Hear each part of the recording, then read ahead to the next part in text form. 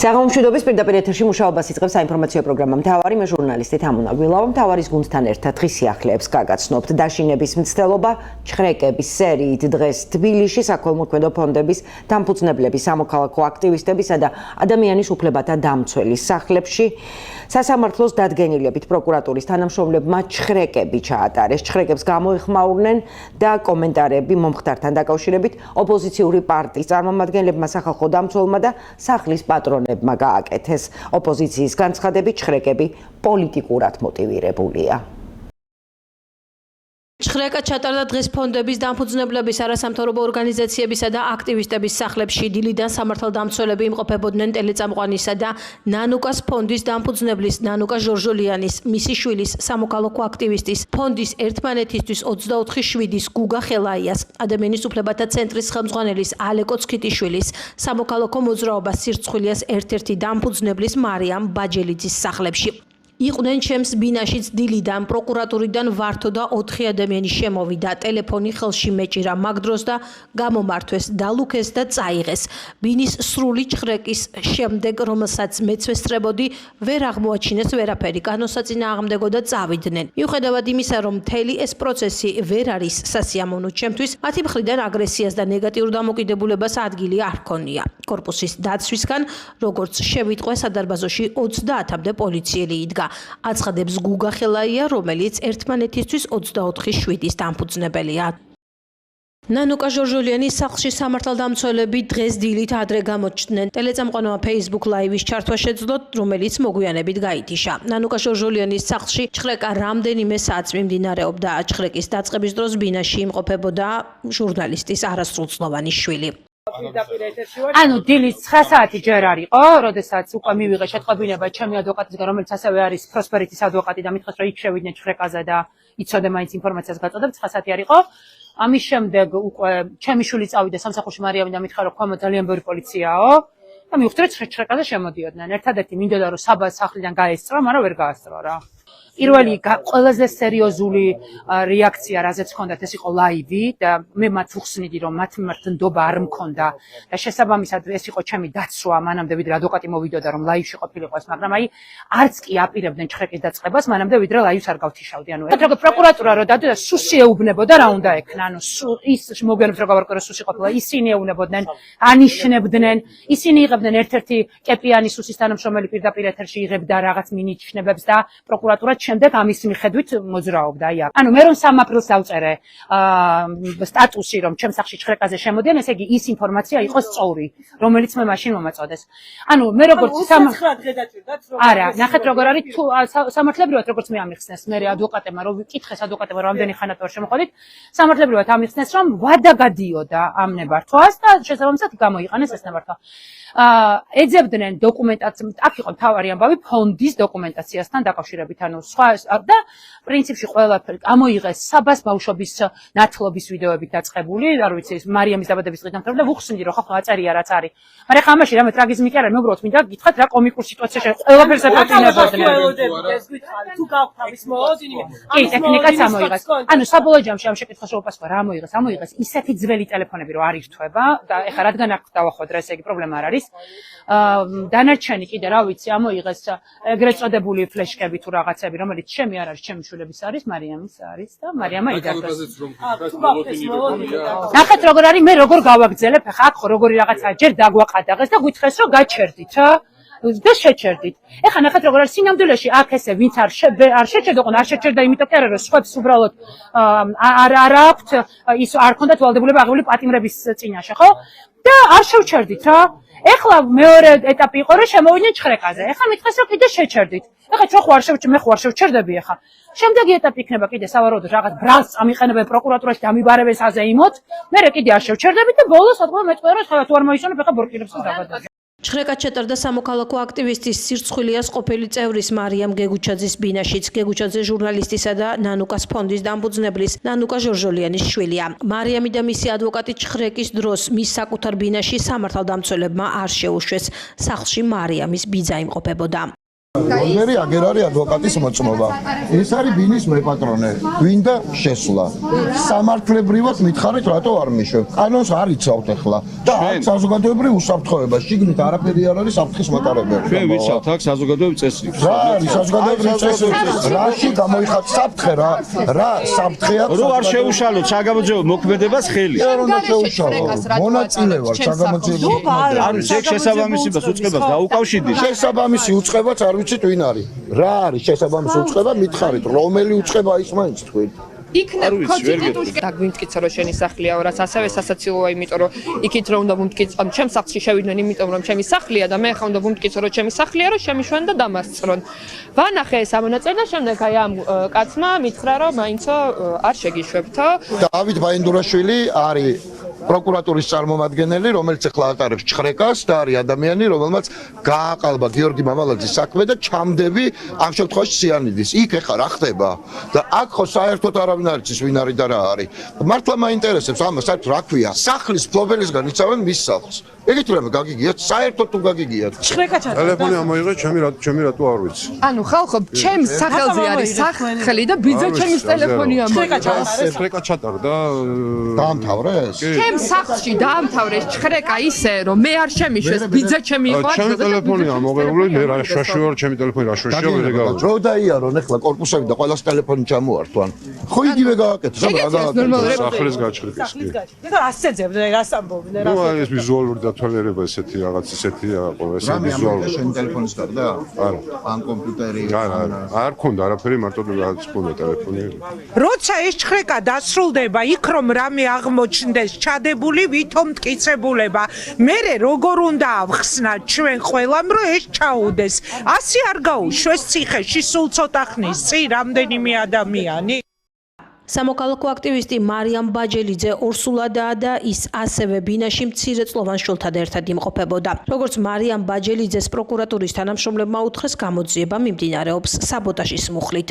თავიდან როგორც აღნიშნეთ, მითხრეს რომ არიან მითხრამ ქალმა ერთ-ერთი რომელიც იყო რომ არის მეზობელი, თუმცა როცა გავიხედე, დავინახე რომ სამი კაცი იყო კიდე მის გარდა და სამხრე კამერაც დავინახე რომ ჩართული ქონდა და მითხრეს რომ უნდა გამეღო კარი აუცილებლად, რომ ადვოკატს ვერ დაელოდებოდნენ და რომ ქონდათ უფლება რომ გამოეყენებინათ ძალა და რადგან ბავშვთან ერთად ვიყავი და ეს რაც კარი შემომტვრევის სცენები ნამდვილად არაფერს შეამჭირდებოდა, კარი გავუყე. სანამ მობილურს ჩავმართ, როცა ვთხოვ განმარტებას მოქმედებით დაკავშირებით, არაფერს არ პასუხობენ, მეუბნებიან რომ არ იცის და ასევე მითხრეს რომ სხვა გამომძიებელი არის ამ საქმის თავარი გამომძიებელი და მათ ინფორმაცია არ აქვს. ვეკითხებოდი რომ რის თუ შემოხვედით სახლში ხომ და იცოდეთ ხო რას ეძებთ პირობითად და მითხრეს რომ ელექტრონული მოწყობილობები არის რის გამოც არიან შემოსვლები და ასევე თუ რამე კანონსაწინააღმდეგო ნივთი მაქვს სახლში. მობილური გამორთეთ თუ არა, მაშინვე უკვე ერთ-ერთმა უთხრა რომ კაი ხო უთხრათ. ესეთ რაღაც რომ სირცხვილიასთან კავშირში იყო ეს შემოსვლა და განვიმარტეს რომ ერთ-ერთი იყო საბოტაჟის მუხლი, მეორე იყო უცხოეთთან დაფინანსების მუხლი და კიდე მესამე რაღაც რაზეც ინფორმაცია თავადაც არ ქონდათ და შემდეგ უკვე მობილური რა წამსაც ჩამომართოს ერთი სიტყვით უკვე თვითონაც შეიცვალა, სიტუაცია შეიცვალა, თვითონაც დაწყდარდნენ, გადაღება არ იყო მათთვის კომფორტული და ეს გადაღებას რო შეწყდა და თქვათ ეს მობილურიც რო წაიღეს, უკვე მეუბნებოდნენ რომ არაფერი სანერვიულო არ არის, ეხლა სახლს ჩამოვულით და დავათვალიერებთ. რაღაც მომენტში ხო ცალკე ოთახებში გავიდნენ და ნუ რაღაცები ვიცი რომ არ ქონდათ რაღაცების უფლება, თუმცა უთენია რომ დაგადგებიან, საკმაოდ სტრესული გამოცდილება იყო და ამიტომ ბოლომდე მე მგონია რომ საკუთარ უფლებები ვერ დავიცავი, მაგრამ ადვოკატიც რო ყოფილიყო და ყველაფერი რომ ისე იყოს როგორც საჭიროა რა თქმა უნდა ჩემი მხრიდან ამ პროკურატურის და ამ სასამართლოს პირობებში საკუთარი სიმართლის დადგენა არის ალბათ შეუძლებელი და ეს უთხარი კიდევაც და განუმარტე რომ ასე ვფიქრობდი პროკურატურაზეც და სასამართლოზეც. ასევე იპოვეს დედაჩემის და ჩემი ძმის კუთვნილი ლეპტოპი, რომელზეც დიდხანს ფიქრობდნენ წაიღოთ თუ არა და საბოლოოდ იმჟელეს და წაიღეს, დალუქეს, თუმცა ვერ ჩართეს, იმიტომ რომ არც ვიცი ირთვება თუ არა, მობილური წაიღეს და არც ვიცი როდეს მეუბნებოდნენ რომ კოდი გითხარი, თუ კოდს გვეტყვი, უბრალოდ დაგიბრუნებენ, მაგრამ კოდი რა თქმა უნდა არ უთხრა. პროკურატურის თანამშრომლები დღეს დილით მივიდნენ ადამიანის უფლებათა ცენტრის ხელმძღვანელის ალეკო ცქიტიშვილის ბინაშიც. ინფორმაცია მისმა ცოლმა ნინო ხუტურიძემ გაავრცელა სოციალური ქსელით. პროკურატურის თანამშრომლებმა, როგორც ალეკო ცქიტიშვილმა განმარტა, სამსახურის ლეპტოპი და ტელეფონი ამოიღეს. ჩამომიყვანეს ავტობუსიდან და ქუჩაში გამჩხიკეს. პირადი ჩხრეკის შემდეგ გამაცდეს მეორე განჩინება და გაჩხიკეს ჩემი სახლი, ამოიღეს სამსახურის ლეპტოპი, ჩემი პირადი ტელეფონი ამოიღეს, ასევე პირადი ჩხრეკისას. გამოძიება ეხება უკანონო საქმიანობას, ეგრეთ წოდებულ სახელმწიფოს წინააღმდეგ მიმართულ დანაშაულს. ჩემი კომენტარისავე თვითონ ეს საქმიანობა პროკურატურის და ივანიშვილის რუსული რეჟიმის არის თლიანად უკანონო. გამოკითხვაზე ალბათ დამიბარებენ, ამას ალბათ შეიძლება მოყვეს შემდეგ დაპატიმრება. მე ყველაფრისთვის მზად ვარ, ბრძოლა რუსული რეჟიმის წინააღმდეგ გრძელდება, არავის არ ეშინია ამ რეჟიმის. შესაბამისად, უფლებადამცველი ორგანიზაციები გავაგრძელებთ ჩვენ საქმიანობას და ბრძოლას რეჟიმის წინააღმდეგ. არასწორი მიმართულებით მიდიან, გამოძიება მით უფრო მუხლი, რაც აქვთ აღძრული, ნამდვილად არ შეესაბამება იმ რეალობას, რაც უნდა იყოს. ეს არის საბოტაჟის მუხლი, ეს არის უცხო სახელმწიფოსთვის და ან უცხო სახელმწიფოსთან დაკავშირებული ორგანიზაციებისთვის მტრულ საქმიანობაში დახმარება. ძალიან საინტერესო არის, როგორ დასაბუთდება ეს და მე დარწმუნებული ვარ, რომ საგამოძიებო მოქმედებების და მთლიანად ეს პროცედურა დაადასტურებს იმას, რომ არანაირი კავშირი მსგავს მუხლებთან და მსგავს საქმიანობასთან ამ ორგანიზაციებს არ გააჩნია. და უფრო მეტიც, მე მოლოდინი მაქვს, რომ ეს საქმეები თაროზე შემოიდება, ეს არის ხალხის დაშინების მცდელობა და მე დარწმუნებული ვარ, რომ არავინ მათი ამ ქმედებებით არ შინდება და პირიქით ჩვენ ვართ სწორ მხარეს და გავაგრძელებთ იმ მუშაობას ხალხისათვის, რასაც ვაკეთებთ. როგორც ცნობილი გახდა, დღეს არასამთავრობო ორგანიზაციებისა და ფონდების ხელმძღვანელი პირების სახლებში ჩატარებული ჩხრეკის საქმე სახალხო დამცველი შეისწავლის. ომბუდსმენს აინტერესებს იყო თუ არა დაცული ჩხრეკის დროს ბინებში მყოფი ბავშვების უფლებები. ხაზგასმით უნდა აღინიშნოს, რომ საგამოძიებო მოქმედებების წარმართვისას ყველა შესაძლო ღონისძიება უნდა იქნას გატარებული არასრულწლოვნებისათვის ზიანის მიყენების თავიდან ასაცილებლად, რა მიზნითაც სამართალდამცავი უწყება ვალდებულია წინასწარ შეაფასოს ვითარება და არასრულწლოვანს შეუქმნას უსაფრთხო გარემო, ხოლო წინასწარ გათვალისწინების შეუძლებლობის შემთხვევაში არასრულწლოვანი დროულად განარიდოს მიმდინარე პროცესს მისი ოჯახის წევრის, ახლობლის ან სანდო პირის ჩართულობით აღნიშნული შეუძლებლობის შემთხვევაში უზრუნველყოს სოციალური მუშაკის და ფსიქოლოგის ჩართვა, წერია სახალხო დამცველის მიერ გავრცელებულ განცხადებაში. პროკურატურის პრესსამსახურის ინფორმაციით 29 აპრილის დილას 5 მისამართზე დაწყებული ჩხრეკა ჩატარდა იმ არასამთავრობო და საქველმოქმედო ფონდების ხელმძღვანელების ბინებში, რომლებიც ეხმარებოდნენ პროევროპული აქციების მონაწილეებს.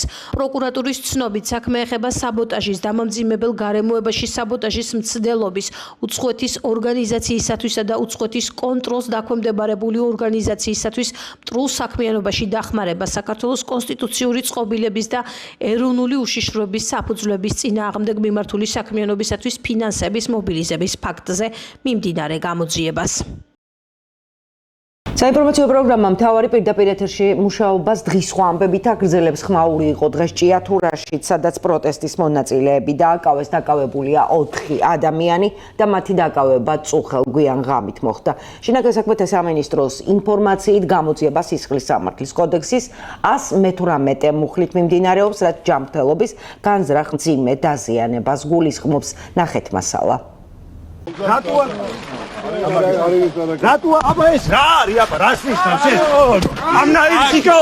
გამთელი ისას ჭიათურაში საპროტესტო აქციის მონაწილეები მაღაროელები მერაბ სარალიძე, აჩიკო ჭუმფურიძე, ასევე შუქრუთის და ჭიათურის პროტესტის მონაწილე გიორგი ნეფარიძე და თენგო გველესიანი დააკავეს. შინაგან საქმეთა სამინისტრო მოგვიანებით დაკავების მიზეზის შესახებ გაავრცელა ინფორმაცია. გამოძიები დადგინა, რომ ბრალდებულები ჭიათურის მუნიციპალიტეტში შუქრუთის მაღაროს დირექტორს 1982 წელს დაბადებულ თუკოს ფიზიკურად გაუსწორდნენ და სხეულის სხვადასხვა არეში დაზიანება მიაყენეს. სამართალდამცველებმა სხეულ ყველაზე ჩატარებული საგამოძიებო ღონისძიებების შედეგად ბრალდებულები დანაშაულის ჩადენიდან რამდენიმე საათში დააკავეს. დანაშაული 6 წლამდე ვადით თავისუფლების აღკვეთას ითვალისწინებს, ვკითხულობთ შინაგან საქმეთა სამინისტროს მიერ გავრცელებულ ინფორმაციაში. გადარეკეთ ვიჭო, ყველა დარეკეთ ტელეფონებზე, დარეკეთ ვიჭო.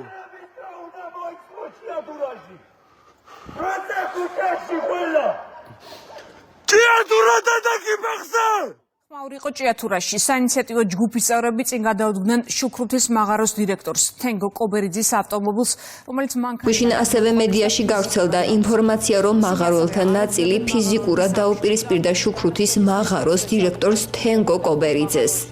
და არსებული ვითარების შეფასება დაიწყეს, თუმცა მიღწეული შეთანხმების ჩაშლას ეგრეთ წოდებული საინიციატივო ჯგუფიც ცდილობს. თავის მხრივ გაჩერებას არ გეგმავენ მაღაროელები. ისინი დღეს თანამოქალაქეებს მოუწოდებდნენ გამოსულიყვნენ და შეერთებოდნენ აქციას. მათ დღეს სწორედ აქციამ მსვლელობა მოაწყვეს, ისინი 61 დღეა ქუჩაში დგანან. ის გავრცელებული ხმები ტელევიზიებიდან რომ გადმოქცეს თითქოს 30 კაციანი დაჯგუფება მართავ ჭიათურაში რადიკალურ მოვლენებს.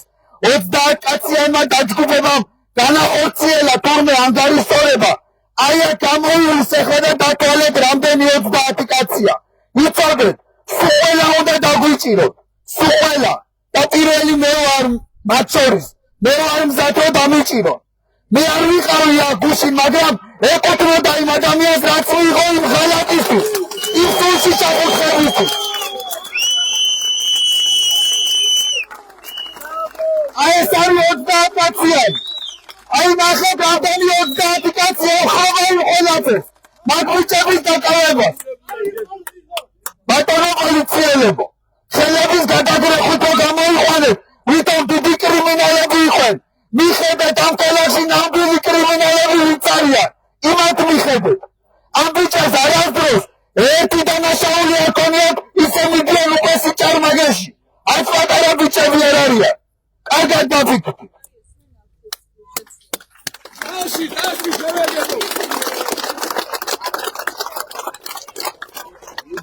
ქუჩის პროტესტი იმას შემდეგ დაიწყო, რაც კომპანიამ 2024 წლის 1 ნოემბრიდან გაჩერებული მაღაროების ამუშავებაზე უარი განაცხადა. მშრომელებს აღარ ეძლევათ არც დაპირებული 60%-იანი ანაზღაურება. შემოსავლების გარეშე დარჩენილი ადგილობრივები რაიონიდან მადნის მომპოვებელი კომპანიის გასვლას და საწარმოების ნაციონალიზაციას მოითხოვენ. ჭიათურელების მზარდ პროტესტს ჭიათურა მენეჯმენტ კომპანიამ, რომელმაც 1 წელია ჯორჯიან მანგანეზის მართვა გადაიბარა, მიწის ქვეშა სამუშაოების გაჩერებით უპასუხა. რამდენიმე დღის წინ კი განაცხადა, რომ სამუშაოებს განაახლებს მხოლოდ რეორგანიზაციისა და პროტესტის შეწყვეტის შემთხვევაში.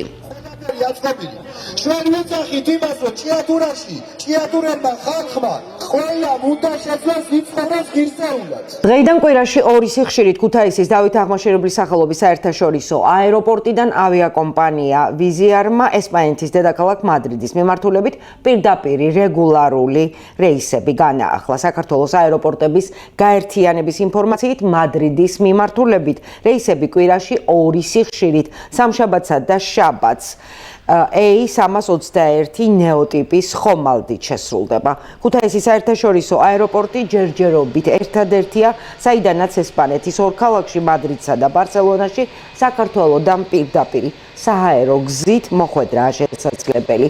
ორივე ქალაქის მიმართულებით პირდაპირ რეგულარული რეისები ჯამურად კვირაში 5 სიხშირით სრულდება. 2025 წლის პირველ კვარტალში საქართველოს ესპანეთიდან 2,9 ვიზიტორი ესტუმრა ამ ეტაპზე. დავით აღმაშენებლის სახელობის აეროპორტიდან 6 ავიაკომპანია პირდაპირ რეგულარულ ფრენებს 18 ქვეყნის 32 მიმართულებით ასრულებს, აქედან 24 პირდაპირ მიმართულება ევროპულია. 3 ივნისიდან კი ქუთაისის დავით აღმაშენებლის სახელობის საერთაშორისო აეროპორტს სრულიად ახალი ლიონის მიმართულებაც დაემატება.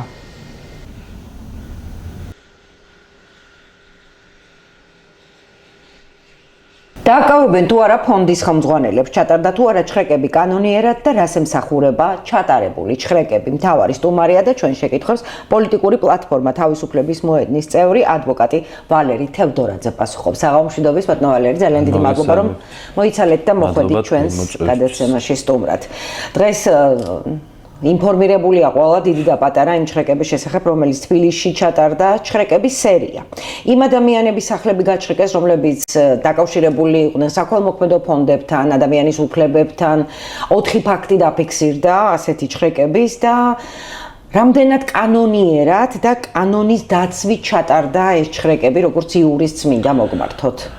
ესე იგი, ჩვენ ერთმანეთისგან უნდა გავმიჯნოთ ორი საკითხი. ერთი არის ფორმალური კანონიერება, მეორე არის შინაარსობრივი კანონიერება. ამ შემთხვევაში ჩვენ საქმე გვაქვს და ზოგადად ავტორიტარიზმის პირობებში ზუსტად ასე მიდის ყოველთვის, რომ ფორმალური კანონიერების დაცვის შირმით ხდება ამ საკითხის შეფუთვა და მიადგნენ ადამიანებს დილაადრიან სახლში სასამართლო გადაწყვეტილებებით და შესაბამისი ჩხრეკის ჩატარების ფორმალური საფუძვლით. მაგრამ არის თუ არა ეს ყველაფერი შინაარსობრივად კანონიერი, აი აქ არის მთავარი და მნიშვნელოვანი საკითხი. საქმე ეხება თვითონ როგორც პროკურატურა აცხადებს, რომელიც სანდოობაც რა თქმა უნდა იწვევს უკვე ძალიან დიდი ხანია ამ ქვეყანაში, რომ საქმე ეხება საბოტაჟს და რაღაც სახელმწიფოს წინააღმდეგ. კი ბატონო, საუბარი იყო იმაზე, პაპუაშვილმაც გააკეთა განცხადება, რომ ეს ადამიანები გარედან დავალებით საფრთხეს უქმნიდნენ სახელმწიფოს და საუბარია იმაზე, რომ თურმე აღიკვეთება ამ გამოძიების შედეგებით ხელისუფლების არაკანონიერად გადაგდების მცდელობაც, ან უფრო სწორად ციტირებას გავაკეთებ, არადემოკრატიული გზით გადაგდება. იმავე განცხადებაში ყურადღებას გავამახვილებდი ერთ ძალიან ისეთ მნიშვნელოვან ფრაზაზე, რომელიც პაპუაშვილს გაეპარა. საქართველოს პროკურატურამ პასუხი უნდა გასცეს ქართველ ხალხს. და ეს არის ზუსტად ასახავს რა ხდება ახლა. საქართველოს პროკურატურა, რომელიც წარმოადგენს საქართველოს ხელისუფლებას, პასუხს ცემს და ასე რომ ვთქვათ, თავის მუჭს ანახებს ქართველ ხალხს. ანუ აქ არის სინამდვილეში მთელი ეს ამბავი და ფორმულა, რომ აქ არის ხალხის წინააღმდეგ და დაგეკითხებით. ოპოზიციური პარტიების წარმომადგენლებმა გააკეთეს განცხადებები იმის თაობაზე, რომ ეს ჩხრეკები ემსახურებოდა ადამიანების დაშინებას და იყო არის მცდელობა ევროპული მომავლის წართმევის ქართველი ხალხისთვის. ანუ თქვენც ასე ფიქრობთ? ყველა ნაბიჯი, რომელიც ამ ქვეყანაში ემსახურება ხელისუფლების არალეგიტიმური ხელისუფლების განმტკიცებას, რა თქმა უნდა, გვაცილებს ევროკავშირისკენ მიმავალ გზაზე, იმიტომ რომ ამ ხელისუფლების უკვე გაცხადებული მიზანი, მანამდე შეფარული, მაგრამ უკვე გაცხადებული მიზანი არის, რომ ჩვენ მაქსიმალურად ჩამოვშორდეთ საქართველოს კონსტიტუციით დადგენილ და განსაზღვრულ ქვეყნის განვითარების ვექტორებს. კონსტიტუციაში ხომ გვიწერია, რომ ჩვენ უფლება გვაქვს გამოვხატოთ ჩვენი მოსაზრება, რომ არისჯება თავისუფალი აზრი და გარდა ამისა მე თუ არ ვწდები და ვერ გამოვიდებ თავს კონსტიტუციით არისჯებიან ის ადამიანები, რომლებიც საქველმოქმედო ფონდებს ხელმძღვანელობენ. კონსტიტუციით ეს ბოლო წინადადებაში ვერ დაგეთანხმებით, მაგრამ სხვა დანარჩენი ნამდვილად მასზე არის. მაგრამ აქ ერთი პატარა ნიუანსი არის, ჩვენი ისტორიული გამოცდილება გვასწავლის, რომ დაწერილი მარტო არ არის მთავარი. მაგ ლოგიკით საბჭოთა კავშირს ყველაზე კარგი და ერთ-ერთი ყველაზე ადამიანის დაცული უფლებებით განშღეთილი კონსტიტუცია ჰქონდა, მაგრამ როგორ ხორციელდებოდა აქ კანონის აღსრულება, ეგ საერთოდ ჩვენმა წარსულმა დაგვანახა ძალიან კარგად.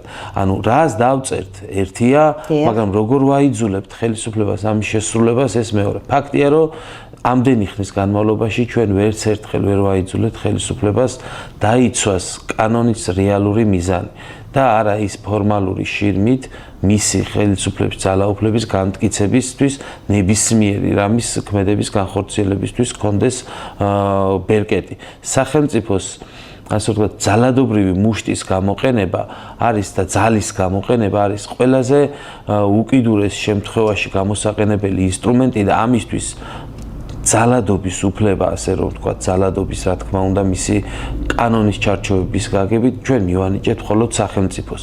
იმ დათქმით მივანიჭეთ ეს, რომ ეს უნდა ყოფილიყო გამოყენებული ყველა იმ შემაკავებელი ნორმის გათვალისწინებით, რაც გვაქვს კანონმდებლობაში, რაც გვაქვს კონსტიტუციაში. ჩვენთან ეს არ ხდება და ამისი კონტროლიც ვერ ხდება. ჩვენთან არ არიან ხელისუფლებაში არ არიან ადამიანები, რომლებიც პასუხისმგებლები არიან ქართველი ხალხის წინაშე. ჩვენ ხელისუფლებაში გვყავს ადამიანები, რომლებიც პასუხისმგებელი არიან აქამდე ვამბობდით, რომ ერთი კონკრეტული ადამიანის, მაგრამ ახლა უკვე დარწმუნებით შეგვიძლია ვთქვათ, რომ არა მარტო ამ ადამიანის, არამედ ერთი კონკრეტული მტრული სახელმწიფოს რაღაც ჩინოვნიკების წინაშეც არიან პასუხისმგებელი. ამ ყველაფერს ერთი დიდი საერთო აქვს და ეს საერთო არ დაწყებულა 28 ნოემბერს. ეს საერთო დაიწყო მაშინ, როცა ქართული ოცნება მიზანმიმართულად შეუდგა გრევას იმ ყველაფრისას, რასაც საქართველოს სახელმწიფო ინსტიტუტები ჰქვია. რა აჩერებს ან ვინ აჩერებს ერთმანეთისგან ძალაუფლების ამა თუ იმ შტოს? ვის შეუძლია პოლიციის შეჩერება და არასათანადო ქმედების აღკვეთა პროკურატურას? ვის შეუძლია პროკურატურის შეჩერება და არასათანადო ქმედების აღკვეთა სასამართლოს? და ასე შემდეგ ერთმანეთზე ეს ყველაფერი გადაჯაჭვული. და ჩვენ რა მივიღეთ? დამორჩილებული სასამართლო, დამორჩილებული და რა თქმა უნდა გაგრძელებული უარყოფითი ტრადიციების მქონე პროკურატურა და პოლიცია, რომელსაც არ ვიცი თუ რომელიმე ადამიანი ფიქრობს, რომ ნორმალურია, როცა პოლიციის შემადგენლობა დგას და ადამიანებს აგინებს, რაც ჩვენ ნახეთ ტელევიზიით. პირდაპირ ეთერში ვნახეთ და შემაძრწუნებელი კადრები, ხო? თუ ეს ადამიანი ფიქრობს, რომ იმ ადამიანს ელემენტარული გაგება არ აქვს სახელმწიფოს არსის და რაობის. იმიტომ რომ პოლიციელი თავისი არსით არის სახელმწიფოს წარმომადგენელი და არა საკუთარ თავის და ასე შემდეგ. პოლიციელი წარმოადგენს იმ კანონმდებლობას და იმ აზრს, რასაც ჩვენ სახელმწიფოს მოქალაქეები ვცდილობთ, რომ შევქმნათ, ანუ სამართლებრივი სახელმწიფო.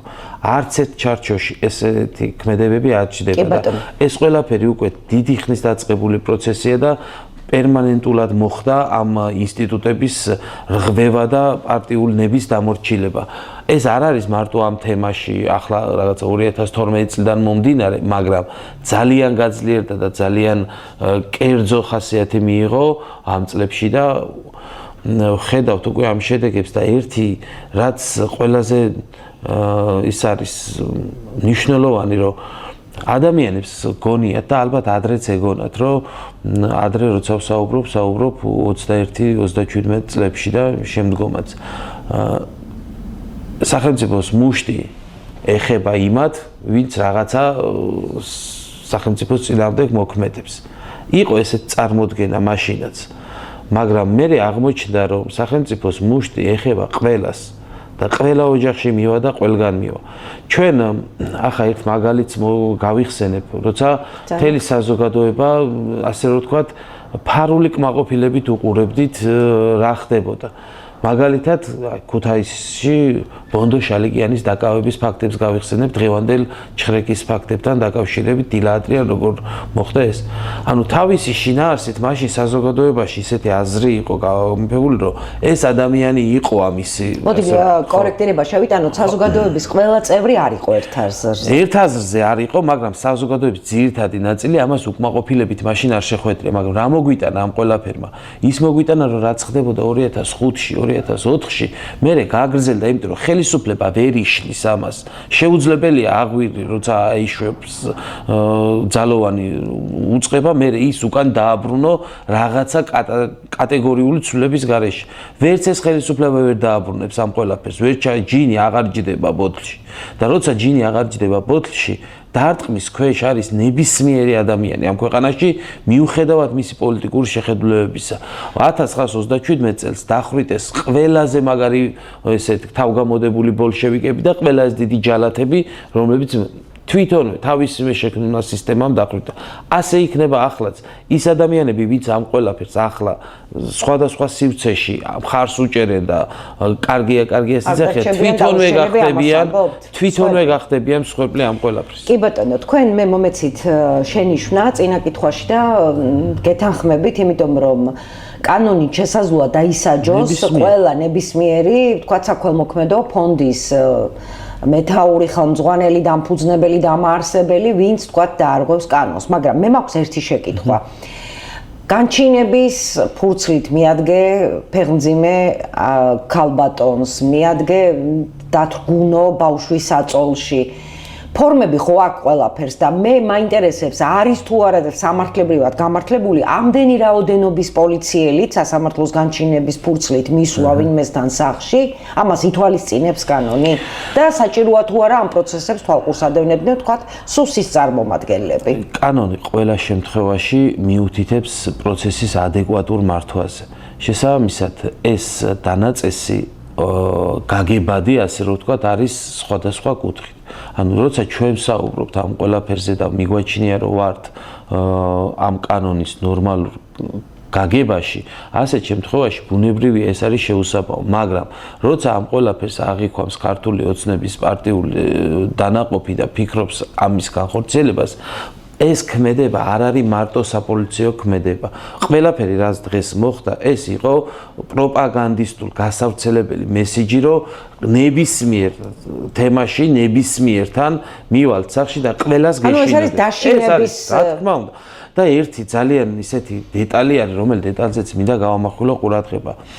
საერთოდ არსებობს სახელმწიფო ბრალდება, ანუ პროკურატურა, პოლიცია და არსებობს დაცვა და შეიძლება ახლა გაუკვირდეს მსმენელს ან არ გაუკვირდეს, რასაც ვიტყვი, რომ ანუ დაცვის დროს კლიენტის ინტერესებიდან გამომდინარე შეიძლება მოიტყვილო კიდეც. ანუ ამის დაშვება არსებობს, იმიტომ რომ კლიენტის ინტერესი ამას მოითხოვს. ამ ყველაფერს აფასებს შესაბამის სასამართლო და მიცემს შესაბამის შეფასებას. მაგრამ აბსოლუტურად მიუღებელია და არასწორია მოიტყვილოს სახელმწიფოს წარმომადგენელმა. და ჩვენ დღეს ვნახეთ ძალიან სახელმწიფო წარმომადგენლებისთვის ძალიან დამამცირებელი ქმედება, რომელიც ასე კარების კაკუნის დროს, აი მარიამ ბაჯელიძეს უთხრეს, რომ მეზობელი ვართო, ანუ მეზობელი ვარ და ქალი ახლია როგორც წესი, რომელიც პასუხობს, რომ მეზობელია და შემდეგ აღებენ კარებს და ამის ანუ ეს წვრილმანი ტყვილი არის ზუსტად ამ სისტემის მახასიათებელი შტრიხი თუ როგორ ხდება სინამდვილეში, ანუ არანაირი პრინციპის გათვალისწინება, არანაირი ღირსების გათვალისწინება აქ არ არის. აქ მზია ამაღლობელის გახმაურებულ საქმეზე მთავარი მესიჯ ბოქსი არის პოლიციის მუნდირი. რა მუნდირზე არის ლაპარაკი, როცა თვითონვე მეორე დღეს შეუძლიათ ხალხს აგინონ რუპორით, შეუძლიათ ადამიანებს ძირწაკსეულ ადამიანებს ურტყან ციხლები. ურტყან, მოატყვილონ, მოუგრიხონ კისერი და დაყარონ მიწაზე, ისე როგორც ჩემი კოლეგები. კი, ღირსებას არ ქმნის რაიმე სახის ტანსაცმელი და რაიმე სახის მოსაცმელი. ღირსებას პირიქით ადამიანის ქმედება ძენს ამ ტანსაცმელს და მოსაცმელს და ამ წვრილმანი ასე რომ ვთქვათ, რა ვიცი, წვრილმანი მატყუარობით და ასეთი ქმედებებით სავსებით ცხადია, რომ არავის არ აქვს იმისი ფორმალური სურვილიც კი, რომ ღირსეულად იმოქმედოს და სრული წარმოდგენა ჰქონდეს იმ სიკეთეზე, რასაც იცავს. პოლიცია და პროკურატურა ზოგადად კანონით დაწესებული სტანდარტით იცავს სიკეთეს, ანუ საზოგადოებრივ სიკეთეს უნდა იცავდეს და ეს არის მთავარი ფუნქცია და დანიშნულება მათი. პოლიცია და პროკურატურა არ იცავს რაიმე სახის უკანონობას, ასეთი არ ხდება. ყველა კანონში გაწერილი მუხლი, მაგალითად, მკვლელობის თემა, როცა მიდის, აქ იცავს სიცოცხლის უფლებას, იქეთ იცავს ჯანმრთელობის, ასე არის ზოგადად სისხლის სამართლის კოდექსშიც ეს თავები აღებული საკუთრების უფლებას, ანუ ყველა შემთხვევაში იცავს რაღაც სიკეთეს და ამ სიკეთის დაცვა უღირსი მეთოდებით ვერ მოხდება, არ არის ეს ბუნებრივი პროცესი და ამ უღირს პროცესში ძალიან გახვეული და გასრული არის ეს სისტემა და ძალიან სამწუხარო არის ეს თითოეულ ჩვენთაგანისთვის. ბატონო ვალერი, საკმაოდ მნიშვნელოვანი და ძალიან ძიმი ბრალდება, რომელმაც გაიჟღერა გენპროკურატურის მხრიდან, ასევე პარლამენტის თავმჯდომარის მხრიდან იმასთან დაკავშირებით, რომ ის ადამიანები, ვისი სახლების დღეს იქნა გაჭრეკილი, აწყობდნენ საბოტაჟს და ეროვნული უშიშროების საფრთხეს წარმოადგენდნენ. თურმე და მე მაინტერესებს, თქვენ როგორ ფიქრობთ, მოხდება ამ ადამიანების დაკავება? ბუნებრივია ახლა პროგნოზირება იმისი, თუ რას იზამს ქართული ოცნების ხელმძღვანელობა და რა დავალებას მიიღებს რუსული სპეცსამსახურებიდან, რა თქმა უნდა, სავსებით რთულია. პრინციპში რა რთულია, ყველაზე ცუდ გადაწყვეტილებას, როგორც წესი, ყველაზე ცუდ გადაწყვეტილებას იღებენ და არსებობს სავსებით მაგის შესაძლებლობა. უბრალოდ ერთი რამ არის ყურადღება გასამახვილებელი, ანუ საბოტაჟი ეწოდება ამ შემთხვევაში, საბოტაჟად ინათლება პროკურატურის მხრიდან ფონდების ქმედება დაფარონ ფინანსური ტვირთი ჯარიმების ფინანსური ტვირთი იმ ადამიანებზე, რომლებზეც არის გამოწერილი. ანუ სახელმწიფო ახორციელებს სასამართლოს მეშვეობით, ახორციელებს კონკრეტული აქციის მონაწილეების დასჯას, მას რაც სამართალდარღვევად და სამართალდარღვევასთან ერთად და ეს თავის სტატუსი არის და ეს არის ასახვადი სტატუსი, რა თქმა უნდა, პირის შესახებ ინფორმაციისა, ამას გარდა მას აკისრებს ფინანსურ ტვირთს. ანუ რამდენად ლოგიკურია, ჯეროვანია ეს ფინანსური ტვირთი, ამის თაობაზე ჩვენ არ გვიმსჯელია. ამ საზოგადოებას არ ვიმსჯელია ეს ერთ დღეს გადაწყვიტა რაღაცა რომელიღაცა ოფისში არალეგიტიმურმა კრებამ გაურკვეველი ადამიანების, გაურკვეველი ნიშნით არჩეული, გაურკვეველი კომპეტენციით არჩეული, შერჩეული ადამიანების არჩეული, რა თქმა უნდა, არ არის და ამ ადამიანებმა გადაწყვიტეს, რომ რამდენი იყოს? მოდი 5000 ლარი იყოს.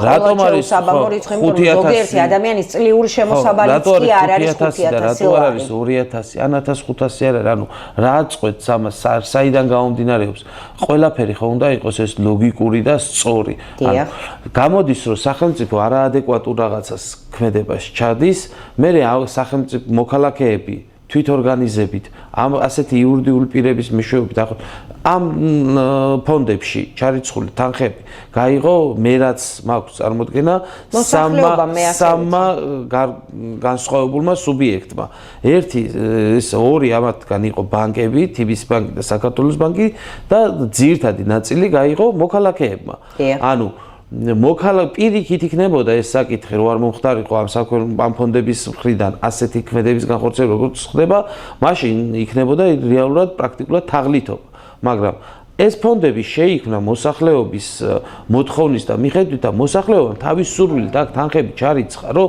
ამ ადამიანებს დაეხმარონ არსად არც ერთ კანონმდებლობაში არც ერთ აქტში ჩვენ არ გვიწერია რომ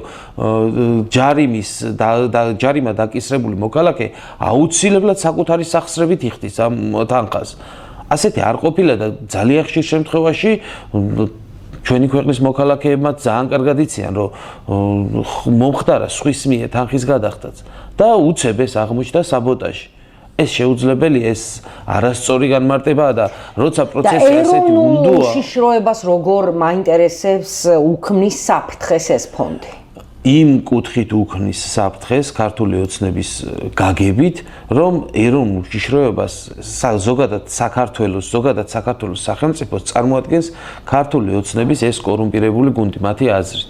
ანუ სინამდვილეში ყველაფერი, რაც მიმართული არის არალეგიტიმურად ხელისუფლების მიმტაცებელთა წინააღმდეგ, მათ შეუძლიათ, მათ აქვთ ხელში სისხლისამართლის კოდექსი და რაც წერია იქ სახელმწიფოს წინააღმდეგ მიმართული დანაშაული, კითხულობენ ისინი ქართული ოცნების წინააღმდეგ განხორციელებულ დღეს სოციალურ ქსელში რამდენიმეჯერ გაიჟღერა ფრაზამ, რომ არათუ სახელმწიფო ინტერესებს უქმნიდნენ ეს ფონდები.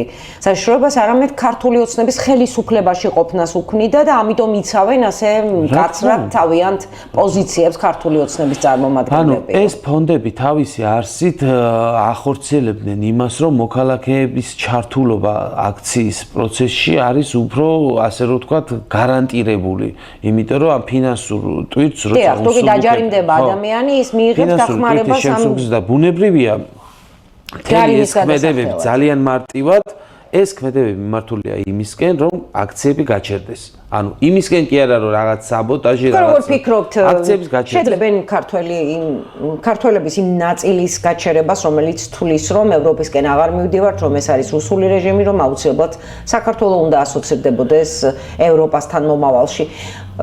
ამ ადამიანებს თუ გააჩერებენ დაშინებით, თქვა თან დაჭერებით. ერთიც ნამდვილად ვიცი არის ის, რომ დღეს საქართველოში არიან ადამიანები ციხეში იმის გამო გამომწყდეული, რომ ისინი იყვნენ აქციებზე, ამ ადამიანებს უსაფუძვლოდ და უსამართლოდ რაღაც შეუთითხნეს თეთრი ძაფით საქმეები და დღესდღეობით არიან ციხეში. ის ადამიანები, ვინც ამ აქციებში მონაწილეობდნენ, ყველანი არიან ამ დარტყმის ქვეშ პრაქტიკულად, რომ ნებისმიერ ადამიანს შეიძლება მსგავსი რამ დაემუქროს. ზუსტად ეს განცდა არც ერთ ამ ადამიანს არ მოგცემს იმის შესაძლებლობას, რომ ავდგეთ და უბრალოდ სახლში დავждეთ და დაველოდოთ, როდის მოვა პროკურატურის 15 კაცი ან პოლიციის 25 კაცი კარზე დაგვიაკვნებს და გვეტყვის, რომ მეზობელი ვარ. არა, ეს ასე არ შეიძლება. ხო, მაგრამ გარკვეულწილად ბატონვალერი ეს ალბათ მაინც იმოქმედებს ადამიანებს. ბუნებრივია, იმოქმედებს. 153 დღე არის დღეს, როცა უკვე აქციები უწყვეტად მიმდინარეობს მათ შორის ქუთაისშიც და ეს არის ძალიან დამღლელი პროცესის მათ შორის ყოველდღიურად გამოსვლა, დგომა, დაფიქსირება საკუთარი პროტესტის, იმიტომ რომ ცხოვრება მიდის და რაღაც საჭიროებები, რაღაც სხვადასხვა მოვლენები აქვს ამ ყველაფერს, მაგრამ ფაქტია რომ ხდება და ფაქტია რომ მოხდა და მე რასაც უყურებ იმას რომ ადამიანებმა უფრო მეტად დაინახეს ამ 150 დღის განმავლობაში რეალურად მოხდა იმ ყველაფრის დაჩქარება რაც ქართულ ოცნებას გაწერილი ქონდა ალბათ 4-5 წელზე ეს გამკაცრება, გარუსება სიტუაციის ეს ყველაფერი ახ დაჩქარებულად მოუწიათ ამის გაკეთება და უფრო და უფრო მეტი ადამიანი დაინახავს ამ ქვეყანაში რომ ეს სახელმწიფო ახლა ამ წუთში საითაც მიყავს ქართულ ოცნებას, ეს არ არის გადარჩენის გზა, ეს არის იმის გზა, რომ ჩვენ მოხვდებით რუსეთის უკანა ეზოდ ეს ყველაზე მსუბუქ შემთხვევაში და ვიქცევით საზარბაზნე ხორცად, ისევე როგორც ვიქეცით საბჭოთა რუსეთის მიერ საქართველოს დაპყრობის დროს 21 წელს და 1921 წელს შეიძლება ვერ წარმოედგინა ბევრს, რომ 20 წელიწადში ქვეყნის გენოფონდის უდიდეს ნაწილს გაირეკავდა საბჭოთა რუსეთი და შეაწყვეტდა თავის ფაშისტურ, კომუნისტურ დაპირისპირებაში და ამ ომში მტერს. ანუ მშვიდობის ზახილით ჩვენ ახლა რაც არის თავარი პროპაგანდისტული მეჯი მშვიდობის ზახილით ამ ადამიანებს ჩვენ მივყავართ ომში მშვიდობის ზახილით მივყავართ იქ სადაც რეალურად საქართველოს როგორც საერთაშორისო აღიარებული სუბიექტის სუვერენიტეტის მქონე სუბიექტის გაქრობა შეიძლება მოხდეს და მოხდება კიდეც თუ ასე წავიდა საქმე და სანქციები რომელსაც ევროკავშირი და სხვადასხვა ქვეყნები უწესებენ ქართული ოცნების წარმომადგენლებს ამ ნაბიჯების საპასუხოდ თქვენ როგორ ფიქრობთ იმოქმედებს თუ არა თუ ვერ მოქმედებს სანქციები მოქმედებს რა თქმა უნდა ძალიან მოქმედებს განსაკუთრებით მოქმედებს ამერიკის და დიდი ბრიტანეთის სანქციები ევროკავშირის მხრიდან ერთიანი სანქციის შემუშავება ჯერჯერობით ისევ რუსეთის მხარდამჭერი გარკვეული სახელმწიფოების პოზიციის გამო ვერ ხდება კერძოდ ეს არის ამ ეტაპზე უნგრეთი და სლოვაკეთი და შესაბამისად ევროკავშირის ერთიანი სანქციის ამოქმედებას ამ კუთხით ეშლება ხელი მაგრამ ცალკეული სანქციები ამოქმედება და ეს აუცილებლად იმოქმედებს უბრალოდ ახლა არის საქმე იდეაში მოსწრებაზე რა მოასწრებს ამ ყველაფერს საქართველოს ფორმალური და ფაქტობრივი შეერთება რუსეთთან ამ პროცესის წინსვლა და ქართველი ხალხის უდიდესი ნაწილის გონსმოგება და დაბრუნება საკუთარი მოპარული ხელისუფლების და ძალაუფლების და შემდეგ ნორმალური არჩევნების ჩატარება ამ ქვეყანაში და ნორმალური გზით წასვლა თუ ვიქნებით დაველოდებით ამ დროის მიმდინარეობას და მე არ ვიცით საით წავალთ და როგორ წავალთ. ძალიან დიდი მადლობა რომ მოგზანდით თქვენი მოსაზრებები გაგვიზიარეთ პროგნოზები არც თუ ისე საიმედო და სახარბიელო გვაქვს მაგრამ იმედი დავიტოვოთ რომ ქართველი ხალხი არ დაუშვებს იმ ფაქტს კი ბატონო ბრძანებით ერთს დავამატებ ჯერ არ არის ისეთი ვითარება ახლა ამ ქვეყანაში, როგორც მაგალითად იყო 1924 წელს. და 1924 წელს ყველანაირ საერთაშორისო ხარდაჭერის გარეშე, განსაკუთრებული ხარდაჭერის გარეშე და ყველანაირი განსაკუთრებული გარემოების გარეშე ქართველების გულანთებული პატრიოტების მიერ მოხდა აჯანყება და საბჭოთა რუსეთთან დაპირისპირება. დღეს ასეთი ვითარება ამ წუთში არ დგას და დღეს რეალურად ამ ქვეყანაში შეიძლება რუსული ინტერესის დამარცხება ისე რომ არ ვიყოთ ასე სასიკვდილოდ განწირული. ის ხალხი, ვინც ეს გააკეთა, სასიკვდილოდ იყო განწირული და იცოდა ამის შესახებ და მაინც გააკეთა.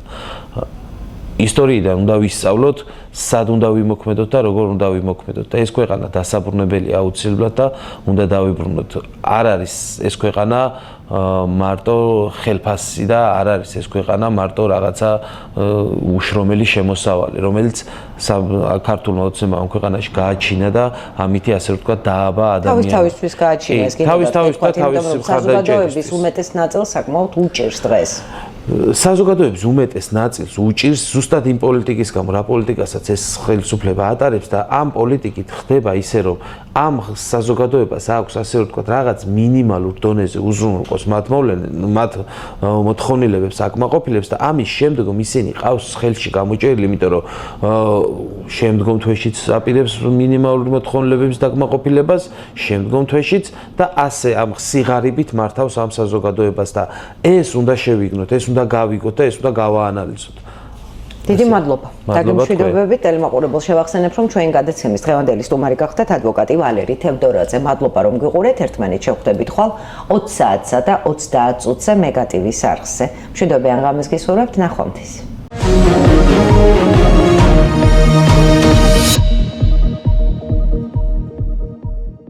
უკრაინის პრეზიდენტი ვოლოდიმირ ზელენსკი სულ მცირე ცეცხლის 30 დღიან შეწყვეტას ითხოვს. ამის შესახებ ვოლოდიმირ ზელენსკიმ ყოველდღიურ ვიდეო მიმართვაში განაცხადა.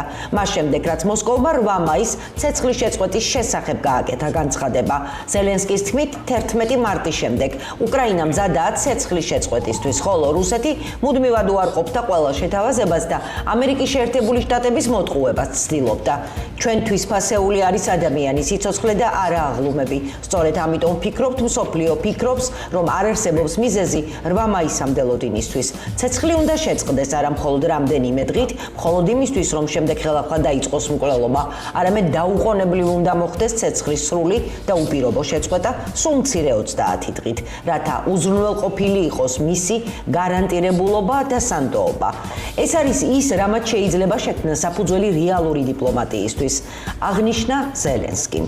უკრაინის პრეზიდენტმა ასევე აღნიშნა, რომ ყოველი ახალი დღე კიდევ ერთი ნათელი მტკიცებულებაა იმისა, რომ რეალური ხელშესახების ზეწოლა უნდა განხორციელდეს რუსეთზე, რათა მოსკოვში იძულებული გახდნენ დაასრულონ ეს ომი.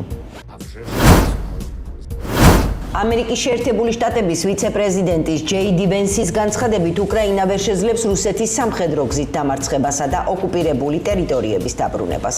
ამის შესახებ ჯეიდი ვენსმა ჩარლი კირკის პოდკასტში საუბრისას გააკეთა განცხადება. ეს თუ არ შეჩერდება, უკრაინელები ომს ვერ მოიგებენ. ვფიქრობ, მეინსტრიმულ მედიაში არსებობს ეს უცნაური აზრი, რომ თუ ეს ამბავი კიდევ რამდენიმე წელი გაგრძელდება, რუსები ჩამოიშლებიან. უკრაინელები თავიანთ ტერიტორიებს უკან დაიბრუნებენ და ყველაფერი ისე დაბრუნდება, როგორც ომამდე იყო. ეს არ არის რეალობა, რომელშიც ჩვენ ვცხოვრობთ, თქვა ვენსმა. ვიცე-პრეზიდენტის აზრით, ომი თუ გაჭიანურდება, რუსეთიც და უკრაინაც საზოგადოებრივი კოლაფსის წინაშე აღმოჩნდებიან. კიდევ მილიონობით სიცოცხლე შეიძლება დაიკარგოს და ბირთვული ომის რისკი გაიზრდება. ეს უნდა შეჩერდეს. ეს არის ამ ადმინისტრაციის პოლიტიკა, რომ ეს შეჩერდეს. ამერიკის შეერთებული შტატების გუნდი პროგრესს აღწევს მოლაპარაკებებში, თუმცა სამშვიდობო შეთანხმება აუცილებლად გარანტირებული არ არის.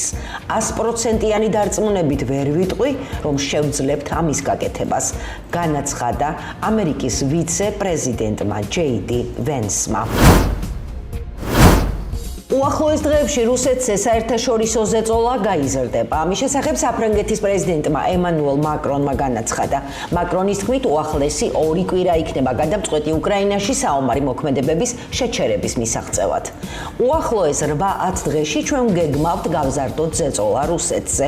მე შევინარჩუნებ სიფრთხილეს, რადგან ამ განტოლების ნაწილი მოსკოვზეა დამოკიდებული. ჩვენ ერთად უნდა ვიმოქმედოთ, თქვა მაკრონმა ფრანგულ მედიასთან მიცემულ ინტერვიუში. საფრანგეთის პრეზიდენტმა ასევე აღნიშნა, რომ მოახერხა შეერთებული შტატების დარწმუნება კრემლზე ზეწოლის გაზრდის მნიშვნელობაში. თუმცა, მისი თქმით, ამაში დიდი როლი ასევე ითამაშა ზელენსკისა და ტრამპის საუბარმა ვატიკანში. მაკრონის განცხადებით, უკრაინაში ცეცხლის შეწყვეტასთან იმაზე უფრო ახლოს არიან, ვიდრე ოდესმე. მსოფლიოში ბოლო დროს ბევრი ცვლილება მოხდა, მაგრამ ჩინეთსა და რუსეთს შორის ურთიერთობა და მხარდაჭერა უცვლელი რჩება. ამის შესახებ ჩინეთის საგარეო საქმეთა მინისტრმა ვან იმ საერთაშორისო ორგანიზაცია ბრიქსის სამიტზე რუსეთის საგარეო საქმეთა მინისტრთან სერგეი ლავროვთან შეხვედრის შემდეგ განაცხადა. ჩინეთის საგარეო უწყების ხელმძღვანელის თქმით, ჩინეთმა და რუსეთმა უნდა გააძლიერონ კოორდინაცია და რა თქმა უნდა თანამშრომლობა ბრიქსის ფარგლებში და გააღრმაონ განვითარებადი ქვეყნების ერთიანობა. თავის მხრივ სერგეი ლავროვმა ბან კი-ის უკრაინის კრიზისის ბოლოდროინდელი მოვლენების შესახებ ინფორმაცია მიაწოდა და კიდევ ერთხელ გაიმეორა, რომ რუსეთი მზადაა უკრაინასთან წინა პირობების გარეშე სამშვიდობო მოლაპარაკებები აწარმოოს და სურს კრიზისის ძირეული მიზეზების მოგვარება. ჩვენ არ ვაპირებთ რუსეთთან ურთიერთობების გამწვავებას ან გაფუჭებას. ამის შესახებ სომხეთის პრემიერ-მინისტრმა ნიკოლ ფაშინიანმა განაცხადა. ჟურნალისტის შეკითხვაზე, მზადაა თუ არა ერევანი რუსეთის გავლენის სფეროდან სრულად გასასვლელად, სომხეთის მთავრობის ხელმძღვანელმა აღნიშნა, რომ ერევანს სურს კარგი ურთიერთობა ჰქონდეს ყველა საერთაშორისო პარტნიორთან და ასევე სურს რეგიონის ქვეყნებთან ურთიერთობების დარეგულირებაც. ჩვენ გვსურს ევროკავშირთან ურთიერთობების გაღრმავება. დღეს სომხეთში ევროკავშირის სადამკვირვებლო მისიაა, რისთვისაც ჩვენ მადლიერები ვართ. ჩვენ დავიწყეთ ვიზა ლიბერალიზაციის პროცესი. ზოგადად, ჩვენ ვატარებთ დაბალანსებულ და გააზრებულ საგარეო პოლიტიკას, განაცხადა ნიკოლ ფაშინიანმა. ჟურნალისტის შენიშვნის პასუხად, რომ სომხეთის მთავრობა ევროკავშირში გაწევრიანებას ითხოვს, მაგრამ ამავდროულად მოსკოვში გამართულ აღლუმებში მონაწილეობს, ფაშინიანმა აღნიშნა, რომ სომხეთი არ ისახავს მიზნად ურთიერთობების გაუარესებას რაიმე მიმართულებით. ჩვენი მიდგომაა გამოვიყენოთ ჩვენი სუვერენიტეტი ურთიერთობების გასახმავებლად ყველა იმ სფეროში, სადაც გვსურს უფრო ღრმა ურთიერთობების ქონა. იქ, სადაც ურთიერთობები საკმარისად ღრმა არის. სომხეთ ევროკავშირის ურთიერთობები ზუსტად ასეთია. რა თქმა უნდა, შესაძლოა არსებობდეს სიტუაციები, როდესაც ჩვენ საგარეო ურთიერთობებს შორის სხვადასხვა მიმართულებით გარკვეული დაძაბულობა იქნება. თუმცა ჩვენ წარმოგვიდგენია ამ სიტუაციის მართვა გამჭვირვალობითა და პატიოსნებით ყველა ჩვენი პარტნიორის მიმართ, რათა ჩვენ მიერ გატარებულ პოლიტიკაში ბნელი კუთხეები არ არსებობდეს, აღნიშნა ნიკოლ ფაშინიანმა. არსებობს არც ერთი სახელმწიფო, რომლის უსაფრთხოებაც გაძლიერდება ნატოში გაწევრიანების შედეგად. ამის მაგალითია პოლონეთი, ბალტიის ქვეყნები, ფინეთი და შვედეთი. ამის შესახებ რუსეთის უსაფრთხოების საბჭოს თავმჯდომარის მოადგილე დიმიტრი მედვედევმა განაცხადა. რუსეთის ყოფილი პრეზიდენტის თქმით, ახლა ეს ქვეყნები იმყოფებიან ჰიპოთეზური საპასუხო დარტყმის საფრთხის ქვეშ, მათ შორის ბირთვული იარაღით დარტყმის. რა უსაფრთხოება მიიღეს, ისინი უბრალოდ ჩვენი შეიარაღებული ძალების სამიზნეებში მოხვდნენ. მათი ცხოვრება უკეთესი გახდა? არა, აღნიშნა დიმიტრი მედვედევმა. რუსეთის უსაფრთხოების საბჭოს თავმჯდომარის მოადგილემ განაცხადა, რომ რუსეთსა და შეერთებულ შტატებს შორის დიალოგი ყველა ქვეყნისთვის სასარგებლოდ მიმდინარეობს. მადრიდის სამხრეთით კარაბანჩელის რაიონში ელექტროენერგიის გათიშვის დროს გაჩენილი ხანძრის შედეგად ერთი ადამიანი დაიღუპა. BBC-ს ინფორმაციით პირველადი ვერსიით ხანძარი სანთელმა გამოიწვია. მადრიდის სასწრაფო სამედიცინო დახმარების სამსახურის ცნობით, ელექტროენერგიის გათიშვის დროს მადრიდში დაშავდა 13 ადამიანი, რომელთაგან 5 საავადმყოფოში გადაიყვანეს. საგანგებო სიტუაციების სამსახურის ინფორმაციით, მადრიდის სხვა რაიონებში მეხანძრეებმა გადაარჩინეს 200-ზე მეტი ადამიანი, რომელთა უმეტესობა ელექტროენერგიის გათიშვის შემდეგ ლიფტებში იყო ჩარჩენილი. შეგახსენებთ, რომ გუშინ ესპანეთსა და პორტუგალიაში მილიონობით ადამიანი ელექტროენერგიის გარეშე დარჩა. ესპანეთსა და პორტუგალიაში შეჩერდა მატარებლების მოძრაობა, როგორც ადგილობრივი, ასევე საქალაქთა შორისო რეისები. შეჩერებული იყო საჰაერო მიმოსვლაც. ელექტროენერგიის გათიშვის შედეგად ორივე ქვეყანაში გაითიშა შუქნიშნები, რამაც გზებზე ქაოსი გამოიწვია. ამჟამად ორივე ქვეყანაში ელექტროენერგიის მიწოდება თითქმის სრულად აღდგა, თუმცა ტრანსპორტი კვლავ შეფერხებით მუშაობს.